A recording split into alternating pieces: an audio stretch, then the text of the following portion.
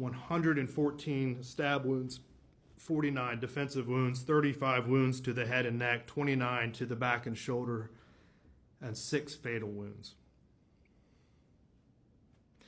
This court has reviewed and seen more than its fair share of autopsy photos. The autopsy photos in this particular case were particularly difficult.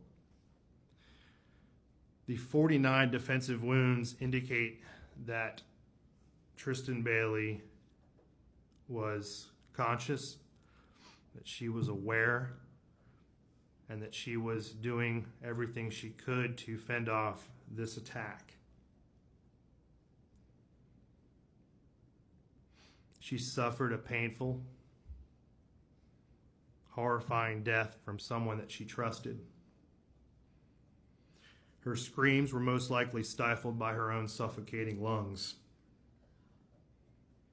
He lured her into a secluded place in the woods near his home, a person that she trusted, and he led her there under false pretenses. There was a heightened level of premeditation in this case. Based on the prior statements that he made to his girlfriend and his friend, he indicated that he was going to kill someone. At which point he determined that it was going to be Tristan Bailey, I don't know. But there was going to be a victim. He indicated that how he was going to do it, that he would take them into a wooded place, that he would stab them, he would kill them and then run away so that he could keep on killing. He told his best friend that he wanted to kill someone to see what it felt like, and he wanted to watch them bleed out. This particular crime was committed with the weapon of choice as a knife, which he nicknamed Poker. That required a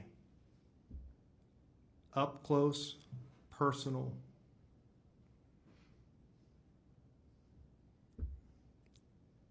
type of murder that is rare. It's unique. The court accepts that in 2019, of all juvenile arrests, only 7% were violent and only 1% of those were homicides. This crime is clearly an outlier, and it was shocking, and it is shocking to the conscious. This court finds that the defendant's participation in this offense was not the result of immaturity or impetuosity. He understood the risks and consequences of his actions. He previously told his girlfriend that he was going to do this. That clearly shows that he had been planning it. He attempted to cover it up by disposing of the murder weapon and throwing it into a lake. He then attempted to conceal evidence by hiding his shoes and shirt and jeans,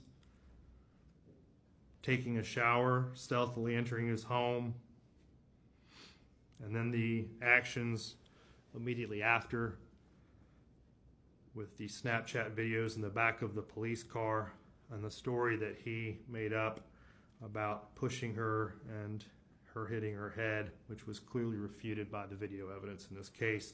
All of that shows, and this court finds, that this was not an immature or an impetuous type of crime. It makes it unique. It makes it extraordinary.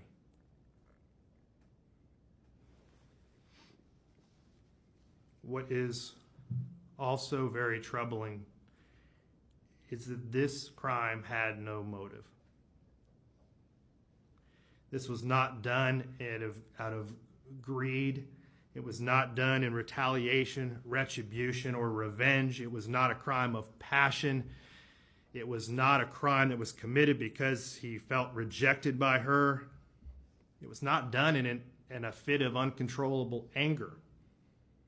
There was no reason. There was no purpose. It was done for no other reason than to satisfy this defendant's internal desire to feel what it was like to kill someone. It was committed in a cold, calculated, and premeditated manner without any pretense for moral or legal justification, and it was heinous, atrocious, and cruel. This factor and this factor alone makes this case and this defendant more than just unique. It is for this reason and all of the reasons previously stated that leads this court to the conclusion that there is only one appropriate sentence in this case. Mr. Fucci, if you and your attorneys would please rise.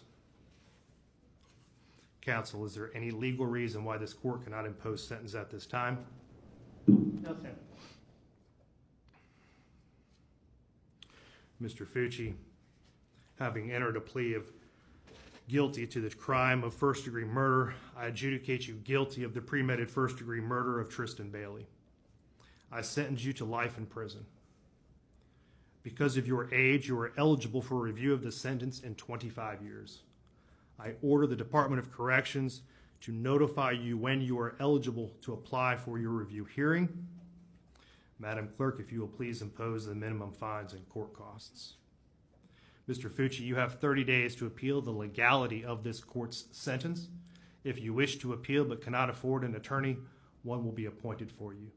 You will be taken back to the Duval County Jail and then transported into the Florida State Prison System. We are adjourned.